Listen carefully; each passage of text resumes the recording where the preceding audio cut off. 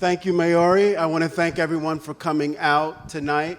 Before we get started, I will say anyone who's ever asked me about BlackStar will tell you that my response has always been that as far as I'm concerned, it is one of the most, if not the most, exciting weekend in Philadelphia all year round. I cannot wait for it. Glad it's here.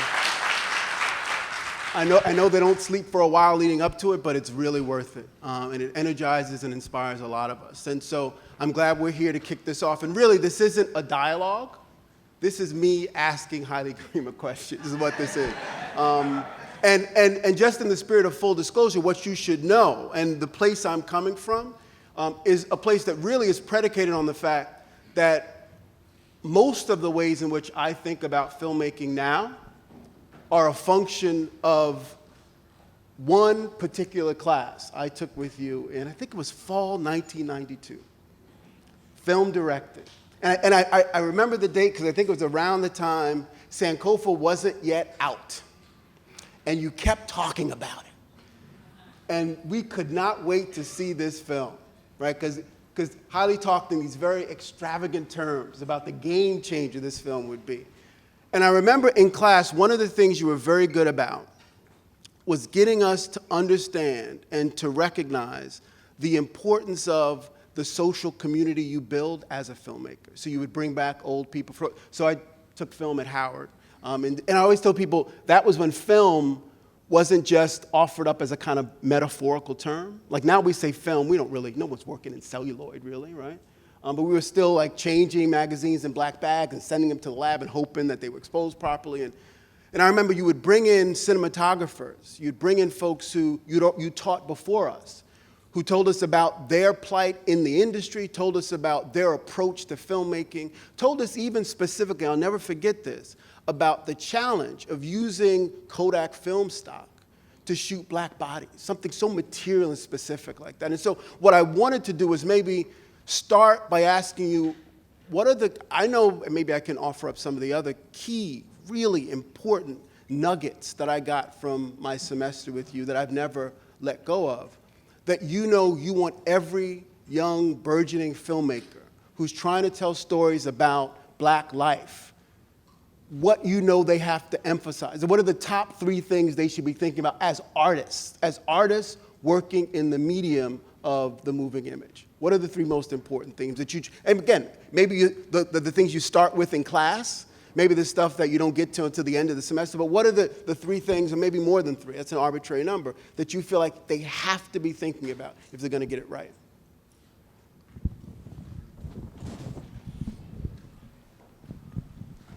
First, I want to thank you and the organizers, and I just pray they stay small and potent, and I pray for that. The more something grows, the more it loses. So I admire them, that's why I'm here. This is one of the best festivals, I think, in my view.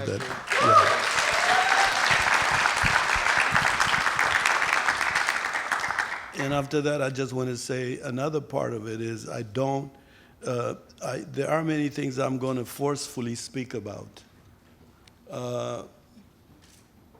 but they are not rules. I don't want young people, young filmmakers to be discouraged by my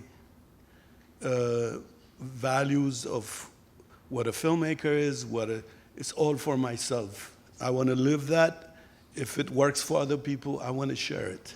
But I'm not putting out here a prescription for people because I think that discourages the nerve endings of people, and they don't need a monster like me. They already are faced by this larger white supremacist paradigm that makes it so difficult to be birthed, to be born as a storyteller. And so I don't want to be a pressure, but I have things have accumulated over the years, not only in teaching, but also in practicing in filmmaking. So one of the things I want to say is, in fact, one doesn't have to go to film school. One doesn't have to not go to film school. Film school doesn't make people filmmakers. There's a whole mythology now. UCLA goes around thinking they created us, the so-called black rebel, whatever they call it. And it's very tragic because it's in spite of UCLA we were born. And to me, the historical engine that gave birth of us is something unique that needs to be fleshed out without being opportunistic about the way white America cherry picks and creates abortion in the creative process. For me, a group of us, a majority of us couldn't be bought. And that helped a lot for us to be born. But it doesn't mean like the system didn't come to cherry pick. See, a black film movement, like literature, like music, once the white power structure cherry picks, then it destroys the resistance nature of that creative process. And so I want to put that out from the outset. I feel, especially African Americans, in my view, have they have the richest aspect of Africa, the heartbeat of human birth, the Kush people, the fire, and then through the crucible of slavery, they've transformed another powerful energy of creative output. And it has a lot to do with primarily not only slavery, but subjugation. Subjugation creates human beings to retreat into the upstairs part of the unused brain, which is imagination. When you're not allowed to express yourself, you become more imaginative.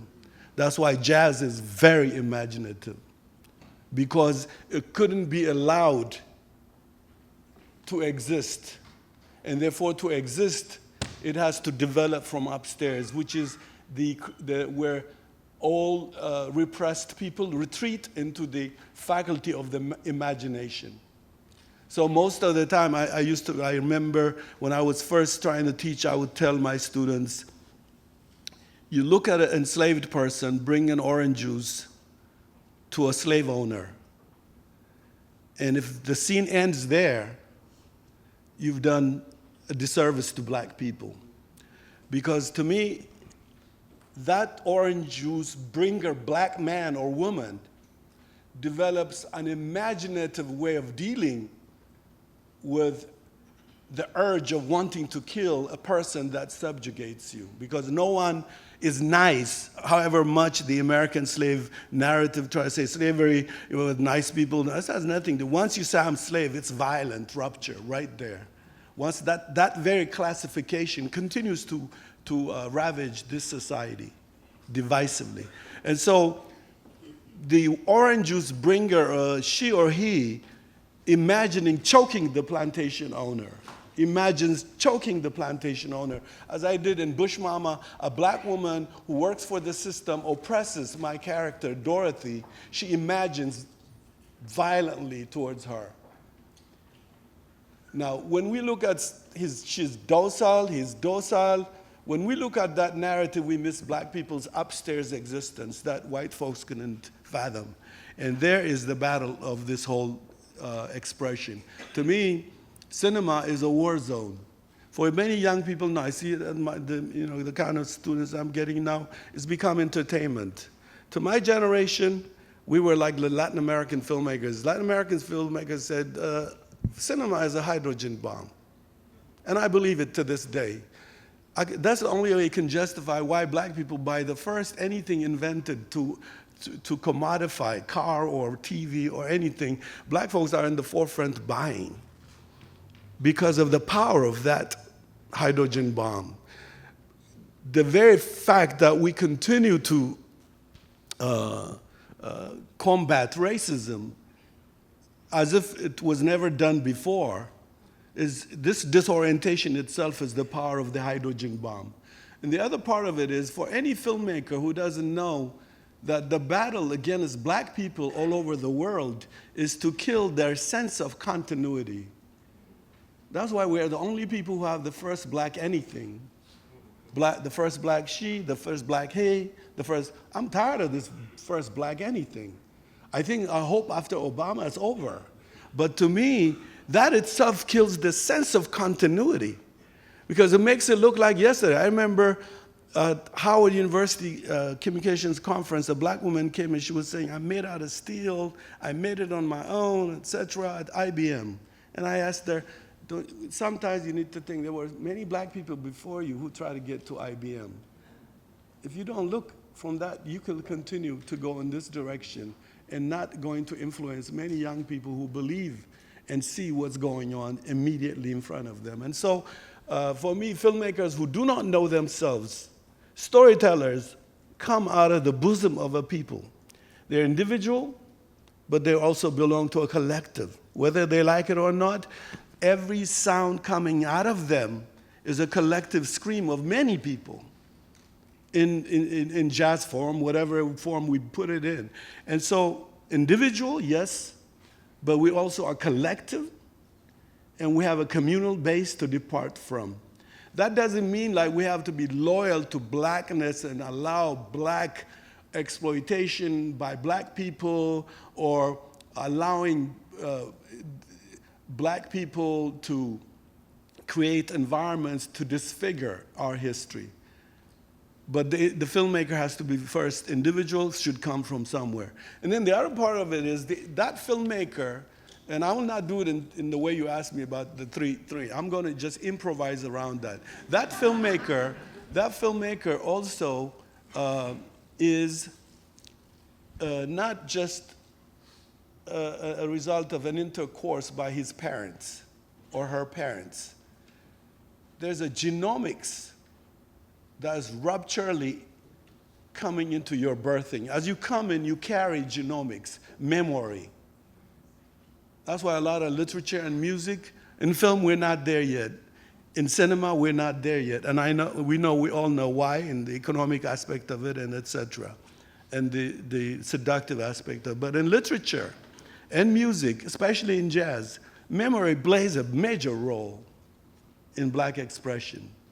So what is memory? Memory is something that genomically is something you carry. And I remember when I brought out Sankofa, a sister came to my office at Howard and she said, my brother, I have walked those, my feet has walked those places in your shots. And I knew what she was talking about. It was not alien to me because that's how I developed the script, by going foot walking the locations. And so the filmmaker should also know she or he has this genomics. That's why sometimes black people look at the world invertedly. It looks invertedly toward the normal society or the standard society. When jazz came out, they used to call it coon music. Not when it came out, actually it was always there. I only heard a white jazz woman said, when I became a jazz musician. I never heard no black jazz musician saying, when I became a jazz musician. They're born into some cultural manifestation. And so that memory, that genomics is key to respond to. And always say, instead of censoring how we see the world to accommodate to the formalism, like in script writing, for example, we are brainwashed daily, this 3-act play that never was even part of the invention of cinema.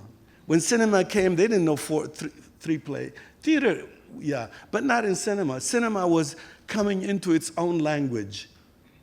And so here, yet at the same time, we're made to study formula that a merchant producer in Hollywood found it convenient for him or her to accommodate their understanding of script.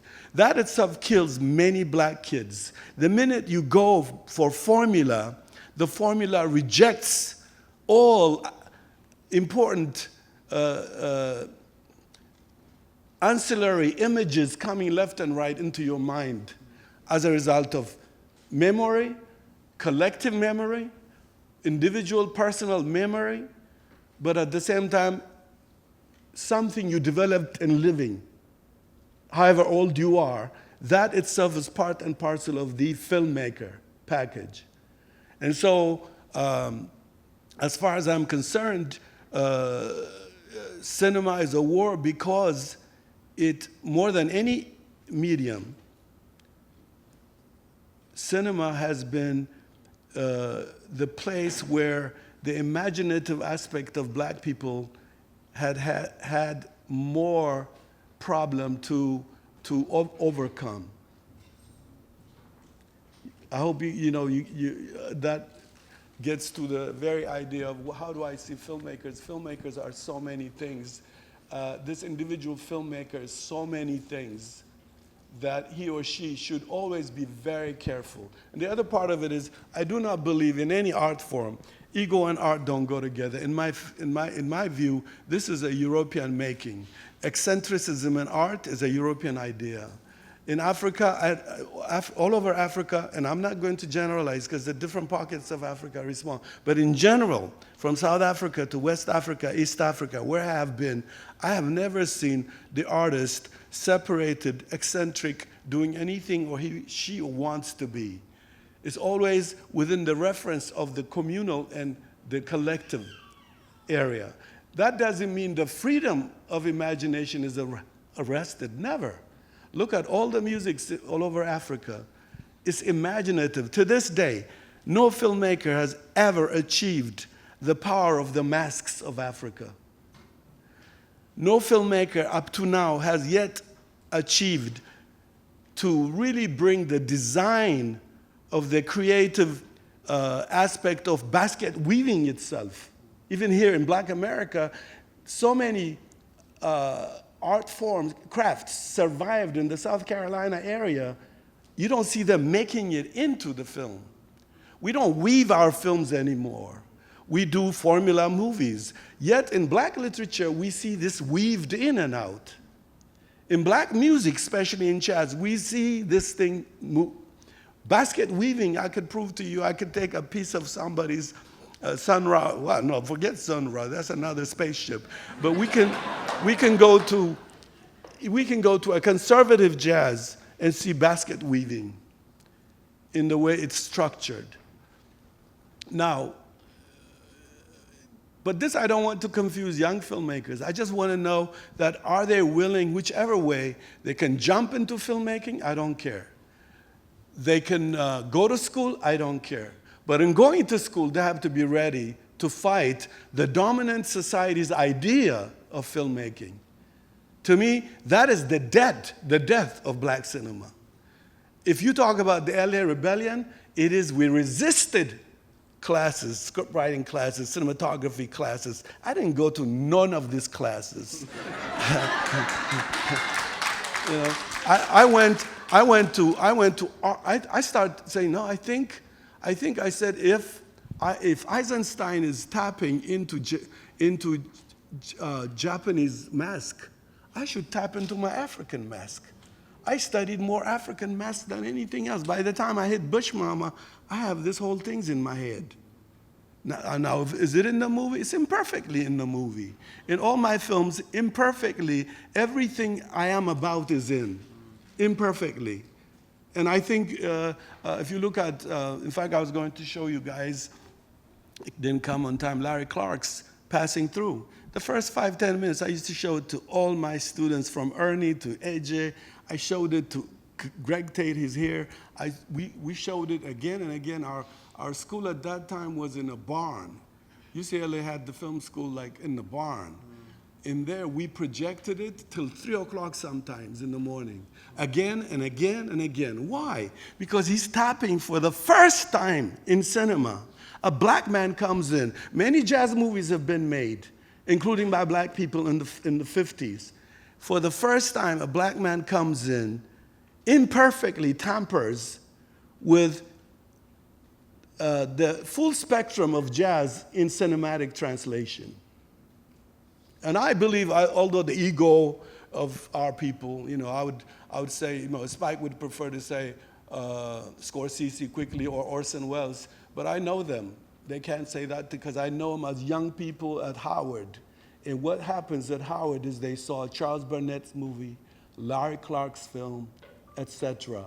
That triggered all that generation of filmmakers. More Better Blues, I told Ernie, and he agrees, More Better Blues learned from passing through. The first 15 minutes of passing through is jazz in motion picture. And so, what was that about? How do you encourage such an experimental cultural tapping into oneself when you don't own the banks, when you don't? So cinema becomes, in the end, the medium of capitalism. Imagine a semester of that. Thanks, Tyler. I feel like I should give you some time to catch your breath, but there's tons of things to follow up on. So I was going to ask you, and you already hinted at exactly how you all resisted during the LA Rebellion stuff. So I'm sure there's much more people would love to hear about that. I'm really intrigued by how often you bring back this notion of imperfection. This idea that whatever you're doing as an artist, you're doing it imperfectly, and owning that, almost relishing in it, that there's something almost counterintuitive and ironic about the link between almost a kind of commitment to virtuosity, to seriousness, and a realization of the inevitability of being imperfect in the way you operationalize your vision. Tell me more about why you spend so much time talking about imperfection, and are there different ways to be imperfect, right? Or is there a kind of imperfection you're talking about that's very specific? Yeah, no, it's nice. I'll tell you, the best thing you do is the giants of jazz, all the way to Coltrane, they're imperfect. That's what makes their contribution enormous in jazz. Now, Wynton Marsalis is not imperfect. He's perfect. But all the jazz giants who continue to invent, Sonra is imperfect. If you think it's perfect, you're missing it. You see, when you imitate cinema, that's perfect. There's some black films we can say they were really well done by the standard judgment. But do they have that African essence, that African resistance, that rapturous expression that takes the society into another form? So for me, imitation is not innovation. In fact, the best artists, if you look at the imitators who imitated them, did it best. But all the giants of European art are imperfect. If you don't see the imperfection, it's because then you go to the art saying it's perfect. The world says it's perfect, especially the white world, when it says this is it and it's $100 million, you say, oh shit, I have no. But it's imperfect. It's imperfect. So good art is imperfect. But to me, to find ourselves, inevitably, to express the way I speak, my accent in cinema, I'm going to be imperfect. Otherwise, my choice is to imitate other filmmakers that have already existed in the dominant industry. And I'm saying, then what's the use of me making a movie? Why do black people or Native Americans or Chicanos, why do we have to make movies? So expensive. If we do, it's because we're trying to introduce something that bothers us inside. Every alienated person has that. Every outsider has that. They go into the festivities of the Eurocentric dominant society and they say there's something missing. What is that missing? Are we going to bring that or not? That's the issue. Every black person I know is even when black films come, we look very weird, arguing pro and against in every movie, not knowing we're going to regret our position a year from now or 2 years from now. That's why you don't find me talk with about Precious. Everybody calls it. I say, I ain't in it. Let me tell you, about Spike Lee, every time Spike Lee finishes a movie, Washington Post, New York Times calls me. I say, I ain't got nothing. I haven't seen his movie. Nothing to say. Because we look bad when we get desperately defending and undefending. So art grows when you critically grab the enemy and just say, how else could I grow? The LA Rebellion I don't want to call it the LA Rebellion, but let me tell you, the Charles Burnett, the Chicano Francisco Martinez, Luis Ospina, the Larry Clark, what makes that group is because they are so, after something they felt is missing about their life story. Their story is missing. They want to empower their story. And one of the most interesting thing about that group is, it is diluted now, is the critical discussion, my brother. I can't even have critical discussion when young people bring me a film, I just say, okay, very good, keep going. I can't give feedback. I can't give feedback because, I can't give feedback because critical feedback meant putting down. Man, I thought it was, I said, no, I'm not going to say nothing. I'm just going to say, keep at it. Thank you, my brother, for sharing it with me. Thank you, my sister, for sharing it with me. But when I went to school, Charles Burnett is a headache. Charles Burnett, he's a nice guy. White folks think he's a nice guy. Charles Burnett is a pit bull. When he sees a shot, you can't satisfy this guy. He was my TA. I went to Ethiopia, I shot, I came back with harvest, kicking my butt. Larry Clark argues. We were people who argued like hell. We'll go to Chinatown till 3, 4 o'clock in the morning and debate cinema. What is our cinema? What is our film? This is white people's film. Where is our film fell? That's where it came from. And it's also imperfect. It's very imperfect. Now, why did it fail, by the way? Because it couldn't sustain itself institutionally. We got together in a war space. It's like black GIs. They meet at some place in Vietnam or Australia. They have a certain experience, and then they disperse all over the world. When we got dispersed, we lost the momentum of what we could have become. The other part of it is black film movements are always ravaged by individual egos. They're destroyed by individual. We have a problem to create a collective coexistence. And that's the tragedy. And the so-called LA Rebellion, the disastrous part of it is the fact that we have no continuity. We looked at like a museum piece. We failed to connect to the younger generation from after UCLA. We did not perpetuate the kind of, they would do it better than us, but the kind of ideas we had. The collective approach to individual freedom as we pursue filmmaking profession. And that didn't translate to a generation. That's what we felt. In my case, I took that to Howard. Many kids may not tell you, but Howard students, I didn't go Haile brought giant anything. I took to Howard University the Los Angeles experience of these people. I took it there. I showed them these movies every night, every day. And what I was doing was I was hoping that young collective filmmakers will emerge. I'm not for individually existing. I think the weakest aspect of black cinema is individual existence. When you're individually isolated, you are destroyed easily. If you speak about our experience in LA, we were collective, communal, we stayed strong for a while. The minute we disperse, we're weak. And when we're weak, we don't exist anymore. So we need to look at collective cinema. Young people need to look at collective existence. This individual existence, it doesn't even work for white Hollywood. White Hollywood, in a very sophisticated, is a collective existence. When they overthrow the upper echelon, they collectively mobile their vertical mobility upwards. If you look at clearly the time Coppola comes in, they overthrew a whole old filmmakers group, communally, collectively, and those white guys can't stand each other, but they know how to present each other.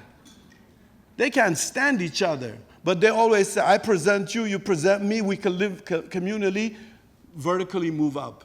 Black folks here, no. Another black person means the end of me. The farthest I am, it used to be in white schools, black individuals, they feel alone is okay. Now, more coming in looks like my opportunity is going to be messed up in any endeavor. This is a psychological trauma that is manifesting from making our film stride arrested. Is there, and maybe this is far-fetched, so tell me it is there anything that one might imagine could link this lack of communal, collective sensibility among black filmmakers and the inability to actually appreciate and accept critique, right? Is there something about being able to be critical in a context where you're committed to the group and there's a relationship, a connection that isn't atomized, it's not me against you, it's us together, that might facilitate more of a kind of critical engagement about the work that you feel like is missing in some of the younger generation of film students that you have? I'll tell you, Charles Burnett one time said to me, Haile, because when Spike Lee came into the picture, it was the most divisive time because Warrington Hedlund was there, Robert Gardner was there, other names you can put together. I remember seeing these are young people who would follow us everywhere we showed our imperfect films. These young people were completely traumatized by the seductive journey of Spike into Hollywood. And that vertical mobility he made, most felt this is their journey because most admired him. He's a very, to me, you have to admire his skill to vertically invent himself. And what worked for him, could it work for other people? I don't know. That I'll leave to history. But that period was rupturous. Communal collective cinema all over disappeared because individuals start going for it, saying, oh, Hollywood, it can.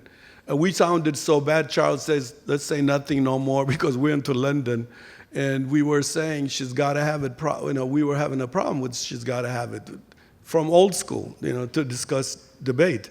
We felt she's got to have it was not positive in the way some feminists wanted to take the woman character didn't digest well with us. It was open for debate and discussions. But apparently it's not. It's completely, it became an attack on the Pope. And so, Charles says, I think it's going to be unfruitful, unproductive to really comment on these films. And I agree with him.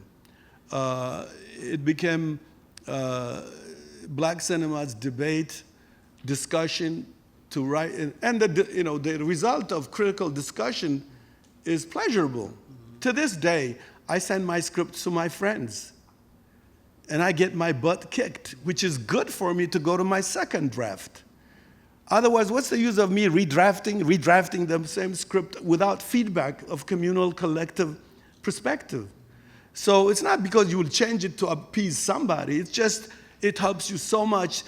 Somebody could say, I don't know if you know subluxation is a problem when you have a back problem. At a certain point where your disc is off with nerves, etc. The subluxation of a script could be by the hip or by the neck. But somebody could say, I have a problem in the middle, but may not be the right place where the disc is off. That's up to you to make sure, but the feedback could take you to the real problem that you have overlooked. And so critical discussion transforms art. I don't know any art movement in the world that didn't come out of communal collective existence. I don't know.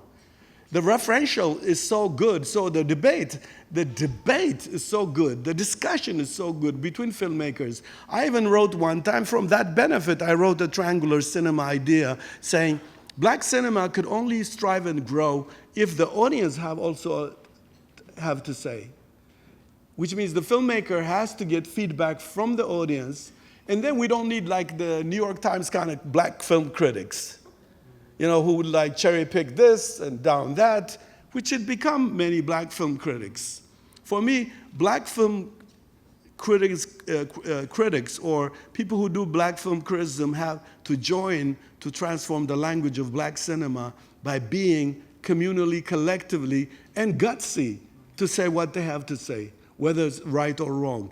The community has to be activated and be part of. The critic has to hear the community. The filmmaker has to hear the community. I took 2 years off after Sankofa. When Sankofa opened all over America, I went all over South Africa, Ghana, to hear feedback before I touched my next idea of film. Why? Because it transforms me. When I feel the feedback from the community, I remember filmmakers attacking feedback from the community for not for taking them to task. To me, I'm not from that orientation. I like feedback. It doesn't mean I take I just know where, I can tell if a brother is motivated by something else as he drops something. You know, I remember in Ann Arbor, Michigan, a brother sitting in front. I just showed Child of Resistance. He's sitting in front, all white folks, few black people scattered.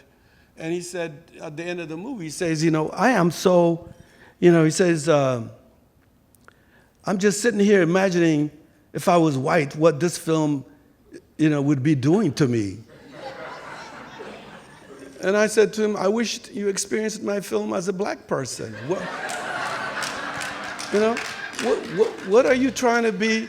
What are you trying to be, you know? First, if you had experienced it as a black person, instead of fighting yourself to be, if I was white, you would have given me you would have made a difference in my being a better filmmaker. But you suffered throughout, and how can I take your feedback? You know, and the thing, what made it worse to him, which I've made sorry, in the back, some white women got up and said, who does he think we are, flimsy? You know, what does he take us for? We are capable of taking films like this and getting, you know, toe-to-toe with you guys. So he lost on both counts. So to me, I mean, this idea of being an attorney, sitting there being an attorney to a white race, made him miss being a black and experiencing my stuff.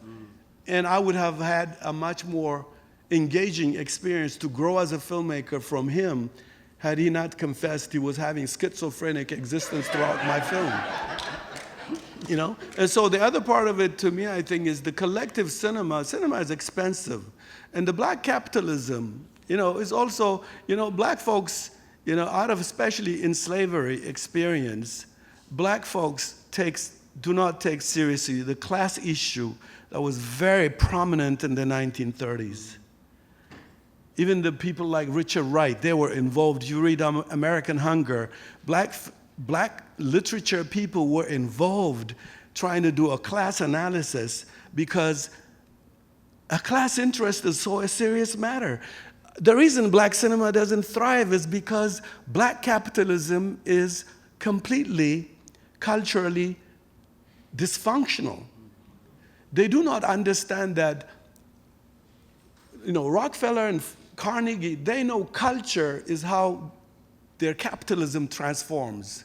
Capitalism knows culturally the cultural benefits to their economic empowerment. Black people don't. Black people's capitalism is decorative. Just look at me, see at me, I got this, I got more. 30 cars? Which one you drive once a month, once a day? This is where our culture is deprived. Black people, rich black people, are the reasons that black cinema is also a disoriented expression. This is serious for me. And often, African Americans have a loyalty.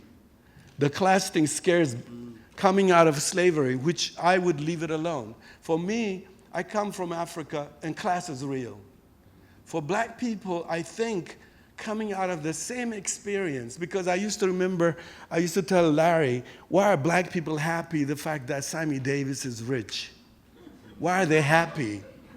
You know, I hope I'm not going to be grotesque. When O.J. Simpson stuff was happening with my students, I tell them, O.J. Simpson was eating towards white people and farting towards black people. What the hell is your problem being loyal to him? I don't get it. So I leave it alone. I say, okay, Haile, well, you didn't go through the crucible of slavery. That experience has created a certain kind of mindset that is, it gives room to characters that are, you know, I'll tell you, if we were clear on this matter, the Black Panther Party would not have gone down. Fred Hampton wouldn't have died. But when we trust, the guy who shot him was sleeping next to him. So to me, we got to look into the black class issue. At least liberal, black bourgeoisies should finance films that are not necessarily for capitalism, but for the heritage. Like I'm doing a film now on Black Maroons, a documentary. I'm sitting in the editing room. I have over 300 hours, shot all over Florida, all the way to Braggartsville, Texas. I'm going to go to Mexico when I get a little money to shoot there. I don't have no black capitalists to finance. This is a rich history of black people. Black people who did not need a white Lincoln to free them.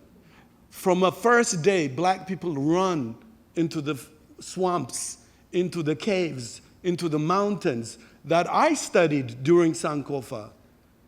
And I went for it in South Carolina. I went to Florida, Fort Mose in Florida, in Oklahoma, Arkansas, shooting this history where black people, why is that important to me? I just want black people, because black people are always indebted also to, even whites use that. If you hear a lot of the political situation, black people are always asking too much. Who says it's too much is the one who feels he has the key to the freedom of black people. So white people's idea, reperpetuating the idea of I freed you, we freed you, undermines the terrorist work black people did to bring about emancipation even by Lincoln. To me, that is critical. Black people have to see, white people have to see that black people have the enzymes of rebellion like anybody else to be free. And you can't make that flimsy. So I think I'm going to ask one more question and then open it up to folks. And I mean, maybe the question I'll ask you is specifically about your approach to this documentary film. One of the things I think that's striking when one watches any of your films, and I looked at Ashes and Embers again, I looked at Push Mama again before today, even looked at Sankofa again, is this very specific attempt to use the camera in unconventional, idiosyncratic, and maybe imperfect ways. Are there aspects of your approach to the documentary form that we will see in this project on Black Maroons that will continue that approach? That would be an unconventional way of thinking about how one would tell the story, an historically accurate story that's nonfiction about this particular part of it. Well, let me tell you, even yesterday when I was coming from the editing room and I'm doing a film on the Ethiopian-Italian War in 1935, Ethiopia was invaded by fascist Mussolini, and millions of Ethiopians have died. The genocide was never, no Italian was taken to war crime the way the Germans were taken. I'm doing a film on that while the Maroon is upstairs. I have 2 editing places I'm going up and down. And I want to tell you about that because for me, documentary or not, always is a story. To me, what is a game about documentary, this idea of fact. I don't think black films should be about facts only. When I was asked to do a film on a Wilmington 10 case, I didn't want to do 60 minutes. They were innocent. I didn't want to do 60 minutes. I want to know who gave birth of them. So instead of going to the 10 revolutionaries, I went to the parents. To me, that is like going to the origin of what put these young people into historical motion. Because when you say Hugh Newton in isolation, you don't know where he comes from, he continues to be completely out of continuity. That's fundamental. So for me, it's a story. You go into it as a story. But let me go back to one thing I think that's very important. I think filmmaking for documentary or anything, first, the language of cinema is housed in editing. Some people, for example, to me, I tell my students, no, I'm never in a thesis committee if the kid is not ready to edit his or her own film. And I'll say to them, you can have it edited later by somebody else. Experience it first, you. You shoot and you don't edit, you don't know cinema, in my view. Why? And don't be discouraged. Those of you who are like, I'm going to be editor. I'm just trying to get to you the relationships of these things. In the editing is housed language. French is in French. Cinema is in editing. Editing is how it all started. The audiovisual organization is where the language is resting. Directing is no good without that knowledge. Script writing is no good without that knowledge. There's interrelationships of editing to script writing. Because you're looking at image, the image that jumps on you. It could be flat, it could be contrasty, it could be a certain angle, etc. It comes from editing room development. So the language of cinema is editing room. And often, editing room, the reason editors were brought into the picture is because shooting is always going to have a problem in the editing room. But can you imagine shooting without being aware of editing? You give them more problem in terms of editing. I learned this from shooting wrong. When I was at UCLA, I was shooting wrong. And I was in trouble in the editing room. And then I was rewriting it in the editing room. And then I was learning about script writing. I was learning about directing. No cinematographer would I care to work with if he or she doesn't know editing. You know? So this relationship is fundamental in any aspect of it. Knowing that part is very important. Now, later on, you may not want to edit. You might just say, okay, I prefer, so-and-so editing it. But initially, as you develop your film language, you should be subjected to everything you did wrong on location, because you will be doing everything wrong, which is good. You're jumping into the pool, you're shooting. In fact, at UCLA, one thing I liked about that was, unlike USC, which is a fascist film school, they say, in fact, there's a book called Shoot and Know. Shoot and Know. First, I was looking at this book and I said, stupid guy, what does he mean? Then I regretted calling the guy stupid, because I know now what he's saying. From shooting, but jumping into cinema, you learn also from the mistakes you made. You couldn't edit it, versus you passed that experience to her. She went through, created a lot of things to make that smooth. You miss that knowledge yourself, and you come like with a popcorn to see how she did it. I can see Hollywood doing this. I can't afford, if we talk about black cinema, I can't imagine a black filmmaker who does not subject himself or herself to the editing idea. Editing, again, is an American name. That's why Europeans call it montage. Russians, who actually, the Kuleshov school, who actually transformed cinema with this American phobia with Russians, that's where it transformed. Film editing transformed in Russia because of the revolution. They didn't have film. They were using film strips from 10,000 places, and they were composing a woman's face out of 7 spliced shots of ear and face and nose and etc. They edited it to be a face of this person who is not actually, who all the parts do not belong to. So I'm saying that is even the crux of the matter. The editing room, you have to subject yourself to that education. No teacher can give you that. No film school can give you that. That is a film school. Edit, go to the editing room. Shoot and edit, go to the editing room.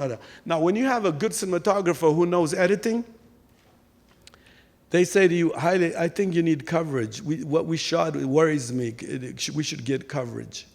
We should get this. Good cinematographer who knows editing. There's a cinematographer I liked, and he doesn't go to editing room. I don't use him after one film. I told him, you don't go to the editing room? You're not good for me. That's not collaboration. Collaboration with somebody who has an idea of how I'm about to put it together, how I'm about to edit together. In fact, some of them should even be there when you're mixing your sound, when you're building your sound editing, etc. Now, to me, editing is very pleasurable. I edit all my films. I think it gives me that knowledge of how to transform it now further beyond its script stage. Now, in terms of the idea of the documentary, it goes with the same thing. I don't see it separate. A lot of filmmakers look at, yes, the dominant society takes, factual films about, harassing an oppressor or amplifying a victim. I don't have that agenda. I want that film to be about some human experience. So when I approach it like I'm doing Sankofa. This film I'm doing now, First, Italians they brought the best camera. Hitler and Mussolini are the best intellectuals Europe ever created. They don't tell you that because to justify European racism and put the sin on them, they don't tell you they were highly intellectual. Especially most of the Italian culture was built by Mussolini. Venice Film Festival by Mussolini. Luce by Mussolini. The city, now architecture, you can go in there and see they were the best brains of Europe. Okay? And when they invaded Ethiopia, they have camera lens from here to there. I thought it was a gun the first time I'm viewing the footage. It was a lens. They were shooting, glorifying the Italian army. They were shooting my people as beasts and animals running around with no notion, although we defeated them in 1896. And that's why they came back. And that's why they poison gassed Ethiopians. So now I'm taking the footage Europeans shot to tell my story. So I said, I have to go to folklore. I have to go to the people who faced these Italians, the ones nobody paid attention. They have never spoken before. The way I did the Wilmington 10, I went to the old people who fought, went all over Ethiopia. For 20 years I've been doing this movie. Okay? Now, 20 years, I don't know if you know Ogawa, the Japanese filmmaker. 30 years, 20 years is nothing. He goes into a rice field. He doesn't just make a film against something. No, he makes a film with the people, lives with them for 20 years. I believe this film, for me, cannot be done without a process. So every subject matter brings the creative process and the technical process. How do you find it? By you being involved, not giving it to somebody else. Thanks.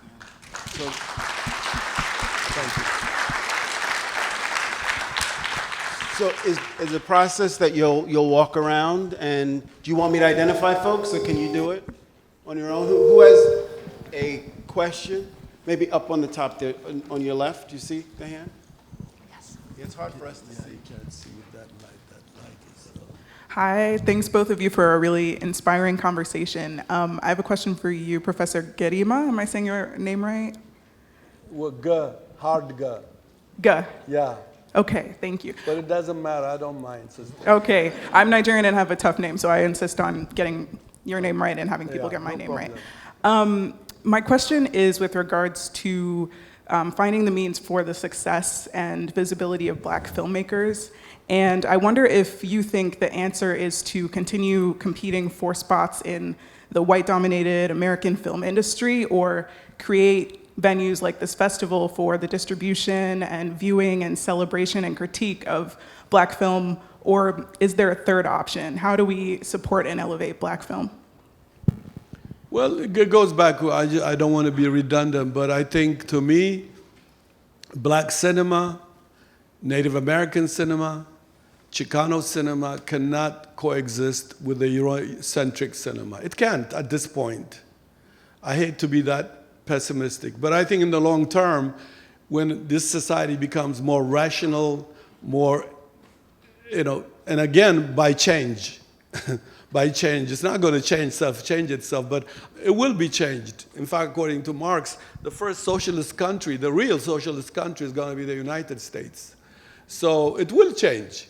At that time, I don't know. Even within that socialist structure, how does one combat white supremacy? Because to me, it has victimized all races.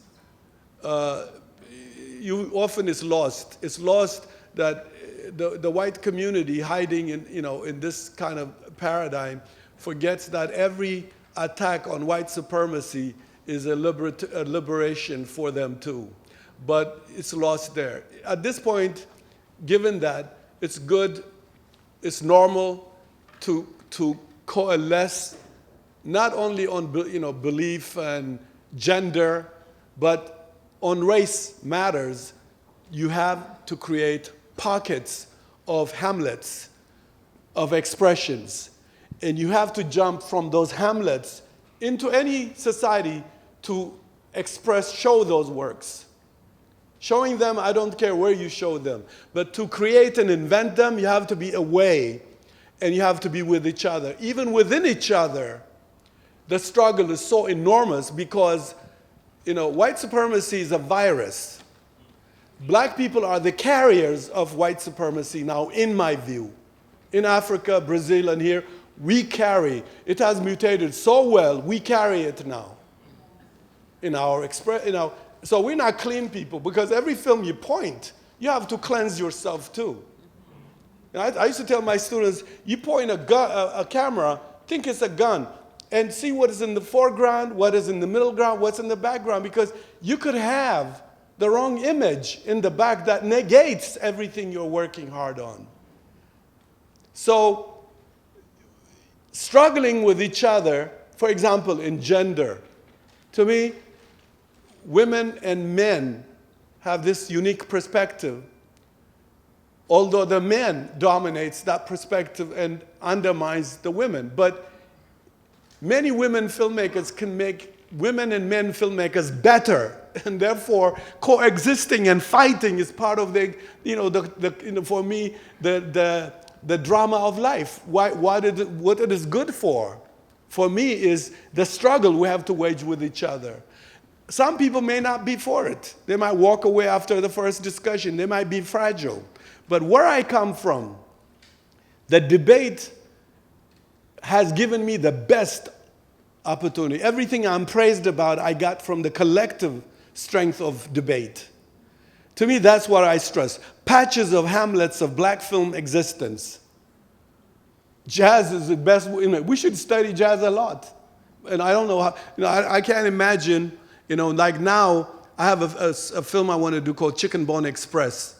And I'm viewing Larry Clark's film a lot now, because I want to take what he introduced into another level, because I want to do a film where jazz is the voiceover. Not a human voice, but jazz music is the voiceover. And so the debate within the Hamlet should be from care, not because you want to destroy. I don't need nobody to destroy me. I shy away from that. Our communities are bent in also destroying the good. You have to recognize that and say, this is not good for me. So you could bail out, but there's no future for black cinema without collective existence. Referentially being born together without losing your unique individual temperament. Great answer. It's hard for us to see. Are there hands up that we're not seeing? Thanks. It seems like one of the things, and you can move the, oh, you have one. Excellent. There you go. Thanks very much for that. I was wondering if you could talk a little bit about the role of women in black cinema. A lot of the terminology you were using about shooting or approaching the camera is a certain gendered perspective towards the camera. Many men carry that perspective. It's to do with the gender position. So if you could talk a little bit about how women have contributed to black cinema, and what unique edge did they bring for men? What did they teach men? What men couldn't understand from their gender position as filmmakers? What did women teach them? If you could maybe tell us an anecdote or something like that. When I went to, first time, I didn't think I was going to be a teacher. I thought I was, I knew my days were, in terms of like most of us, once we left UCLA, we don't have no more equipment. And that's why Larry Clark one time went to shoot in a snow place. And I didn't read that in his script. I say, Larry, where the hell did you come up with this snow stuff here? And he said to me, Gerima, I just want to see how to shoot black people in the snow, and before I could leave school. And it's amazing because you have this opportunity, we have technology, we have the camera. That is key to where we were. Now, when I went to Howard, I was learning teaching, but I was also dangerously strategist without sharing. For example, I would make them take turns in the distribution of crew. One day he shots, one day she shots. Often, as you said, it's the assignment of shooting goes to men. And Or even the approach to shooting. well, let me just yeah, I know what you're saying, but let me back up. In fact, let me tell you. For example, even the black men at UCLA,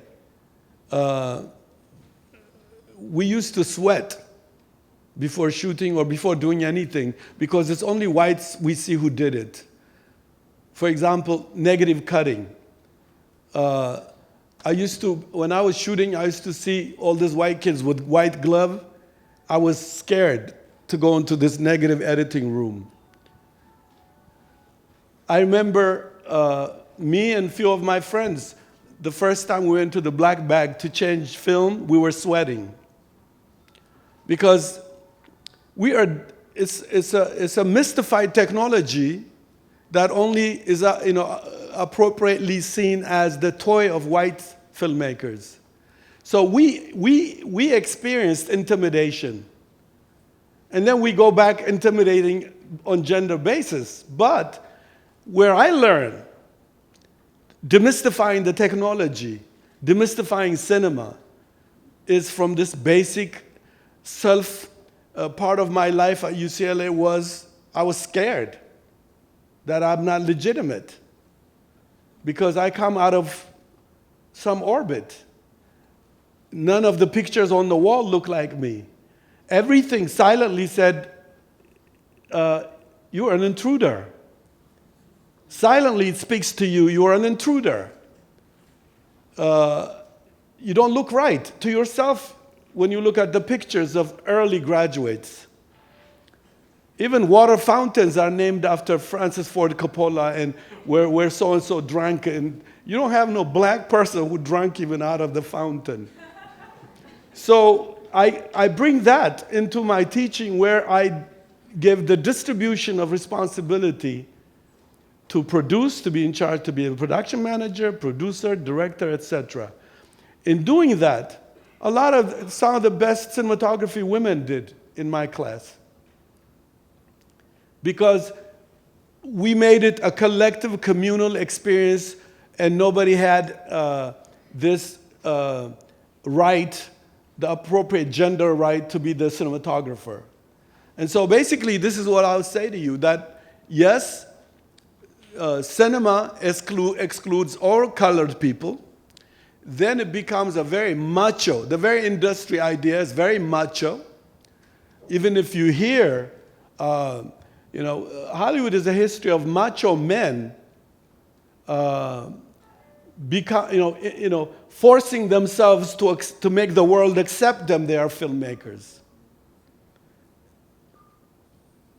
This guy Tarantino, for example, unless you don't know the history of cinema, it's very hard for me. Many Hollywood filmmakers remake movies and don't even know they are remaking movies. Those of us who went to film school and watched movies after movies will say, this movie and I'm sorry I named Tarantino, but so many filmmakers do not know. White filmmakers are so entitled, so unaware of that. It is a remake of the many films that went down in history. So it's a macho. It's by force you are a filmmaker overnight. Some of the gimmicks that are accepted as innovation now is unbelievable. Unless people don't watch past history movies. This Boyhood film is unbelievable. Unbelievable. How in the hell would that be an innovative cinema? It could be, okay, fine, the way white folks always say, the way we were. That kind of movies go good sentimentally. Barbra Streisand, kind of the way we were, fine. But to call it a cinema invention, innovative, is a disastrous because it negates even white achievement in cinema. And so it's a macho world. And we black men filmmakers, inherit this macho, and alienate a lot of potentially, even suppress potentially women filmmakers. But I'm saying, in the end, it's the struggle that matters. It's the struggle. Even marriage is a result of a sustained struggle, unless it's a Hollywood marriage. Marriage itself it comes out of the expenditure of paying through years of struggle. Okay? And so why not struggle with each other to create collective cinema? And hopefully we learn to improve ourselves, you know? I'm an improved person. If you had met me 40 years ago, you would think I'm a terrorist. But people have worked on me.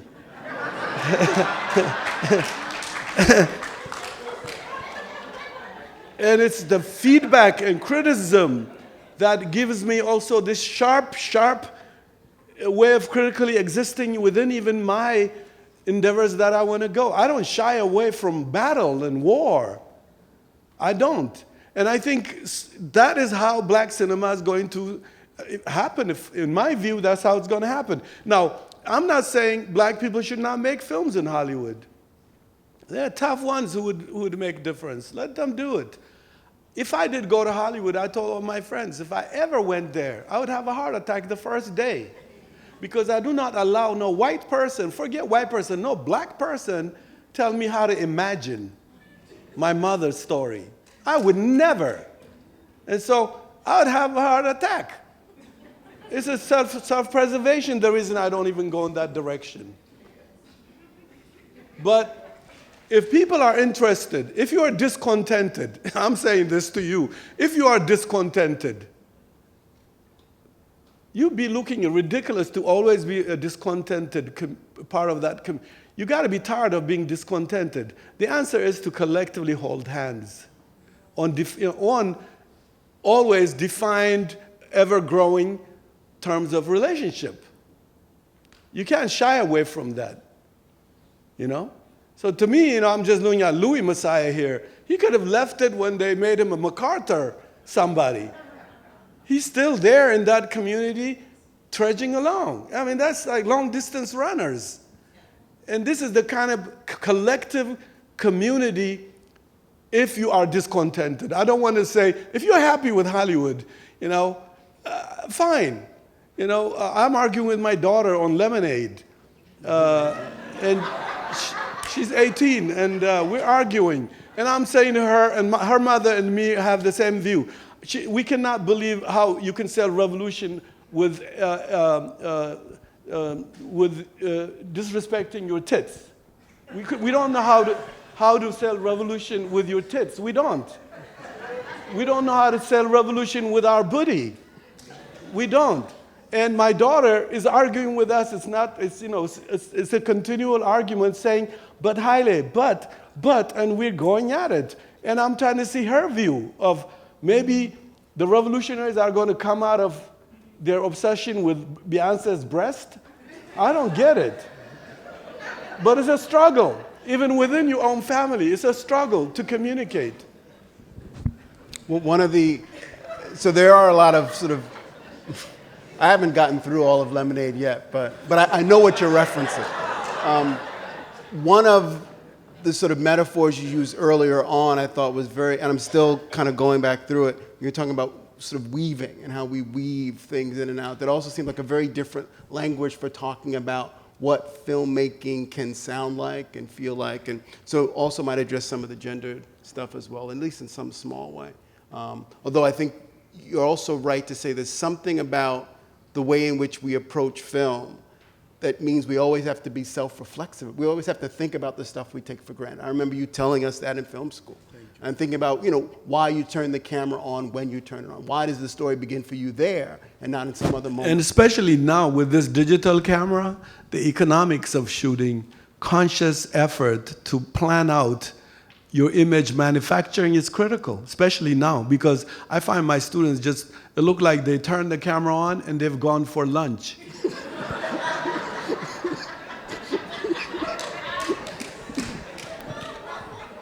Does someone else have the microphone that I can't see? Oh.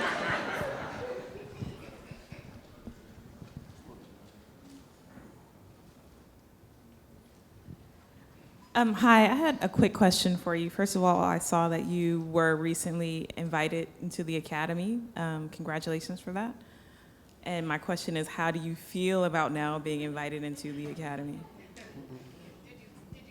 Why you ask me that?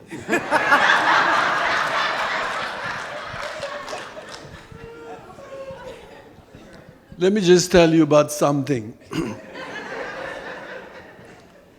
You know, I used to be very active in the 80s, late 70s, 80s, all over Massachusetts, New York, Philadelphia, appearing in a jury for filmmakers. And all the time was 9 white filmmakers, the ratio, and 1 black filmmaker. And at some points, it became a race war, because the dichotomy itself victimized the filmmakers who are the judges. Here I am, no black film, 9 white films, 1 black film, and I'm supposed to be a jury, a judge. It's a mockery. It's a mockery. In some cases, I even went so fascist, I divided them based on gender. I got the women vote. I got all kinds of divisive thing to make the black filmmakers win in New York. But I left ashamed of myself because I didn't believe in the films. It was a race war I wanted to win. And I think that's the most dangerous thing. Black people are always challenged in America. Why would I be in a jury of a majority of white films? Tell me, why? Why would I? It would be like 10 Brad Pitts who look alike but cloned to be this movie, and this movie, and I'm a jury, and I'm going to feel I'm living life? No, I'm sorry. I'm sorry. As far as I'm concerned, I'll tell you, the day the production of black cinema in Native Americans and Chicanos is financed well, I would be in any jury. But to me, you don't use me like that. Especially every 20, 15 years when white people are in trouble because of black people, poor black people, making revolution with their cell phone, catching fascist policemen.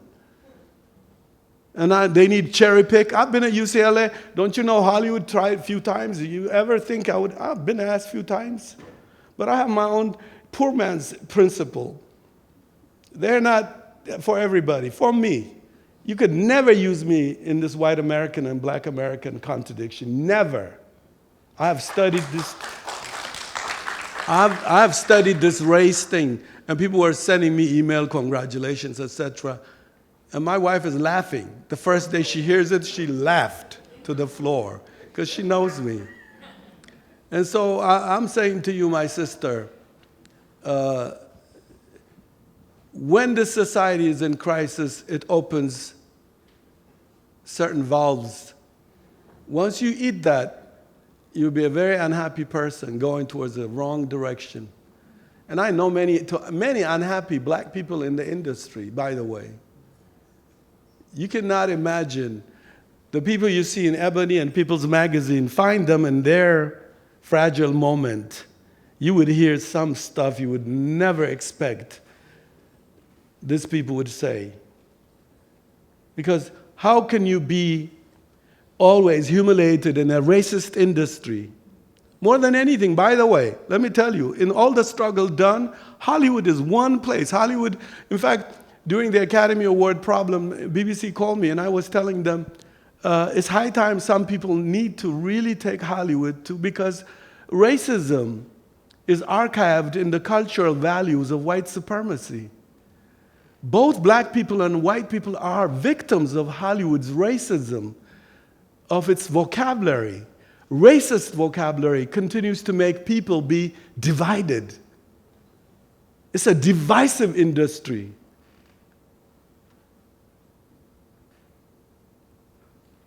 I hope that answers you, my sister.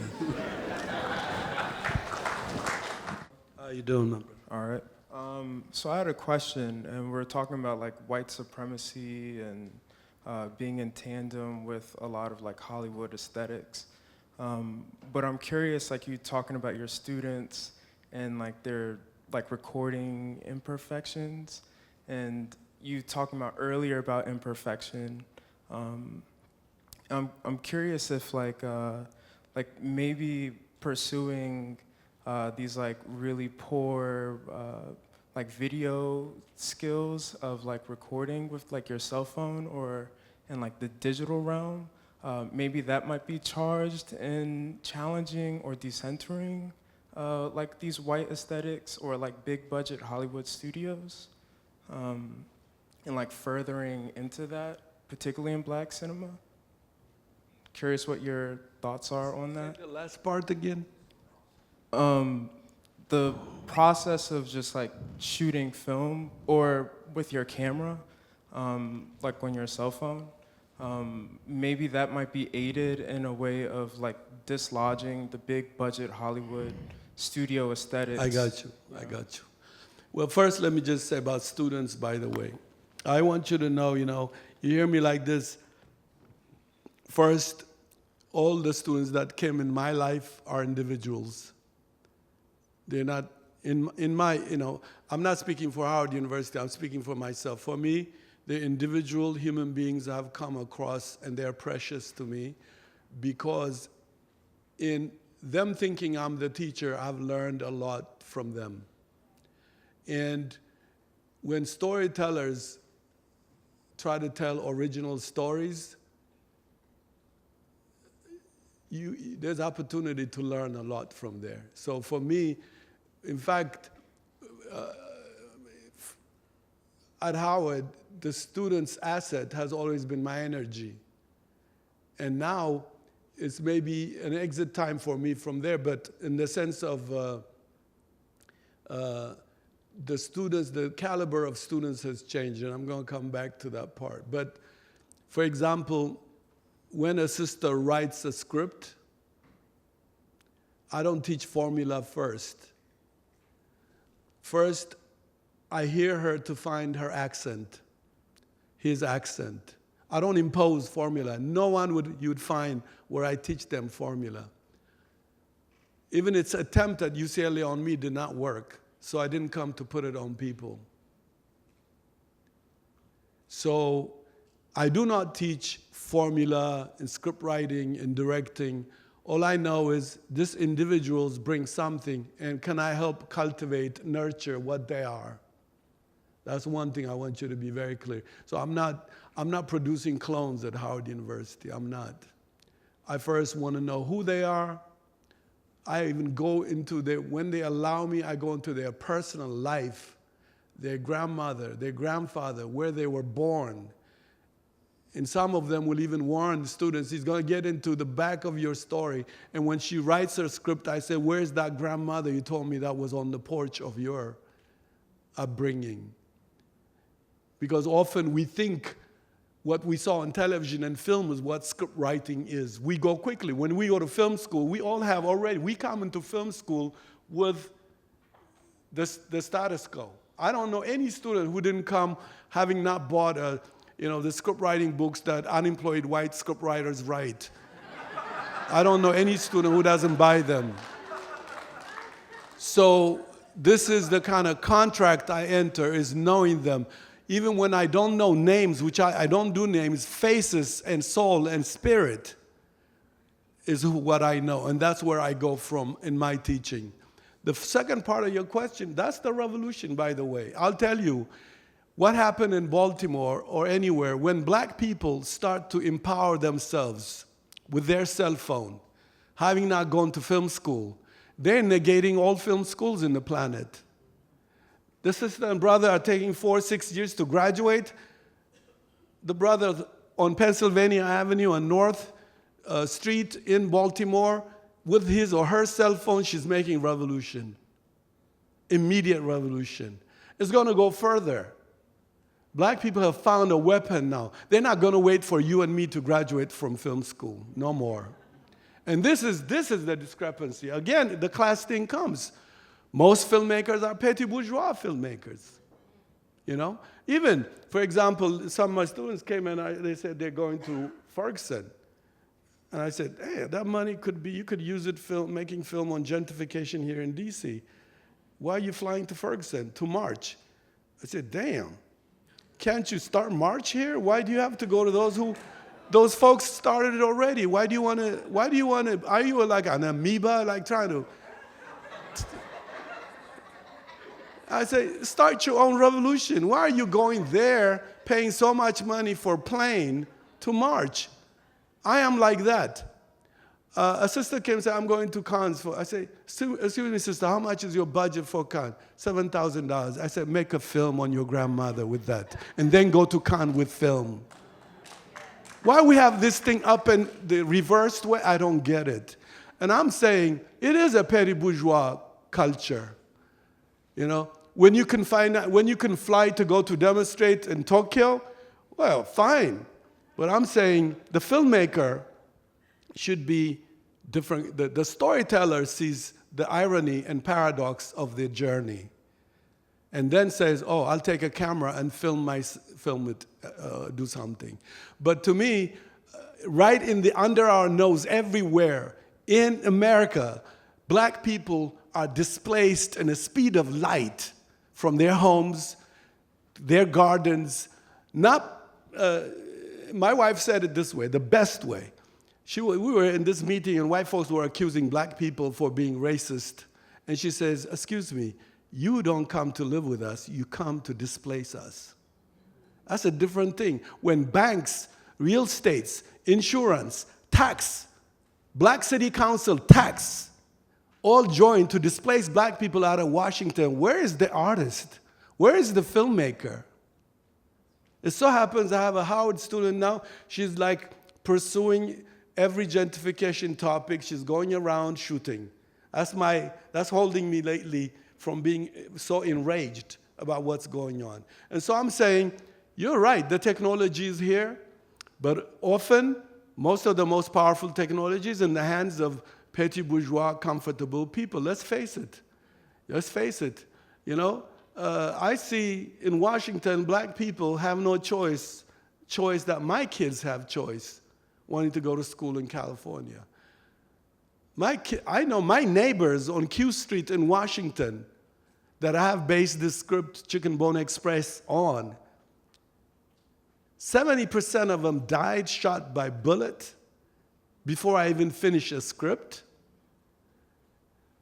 30% of them are, 20% of them are in jail, and the rest are unemployed and walking like zombies the streets of America, ticking bombs, I call them in my Ashes and Embers film.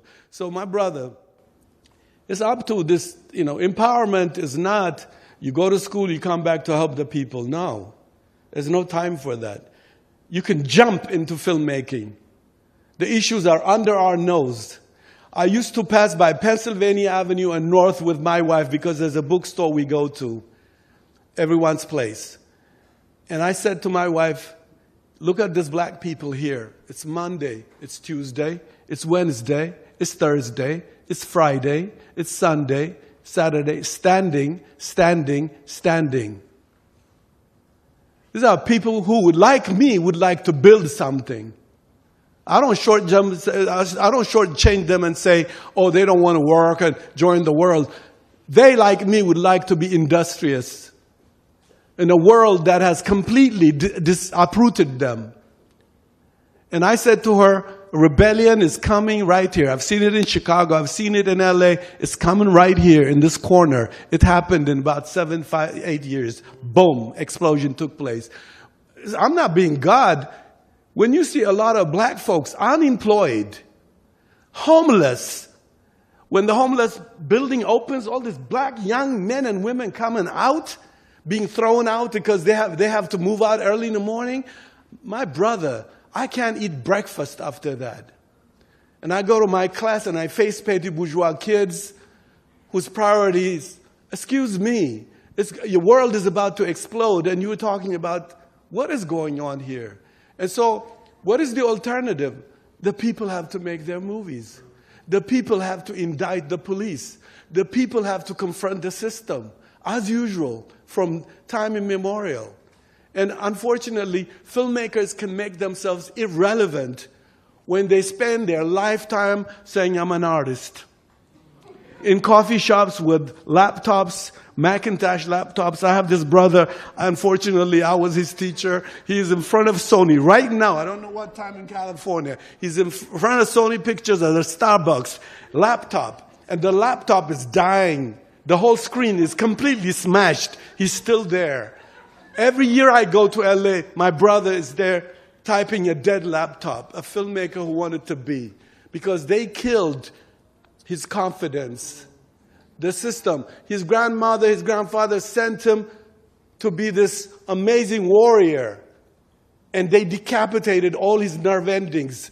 And he's there. Professor. I said, my brother, the laptop I don't tell him what I told you now. Crashed. The whole screen is gone, but he's typing something.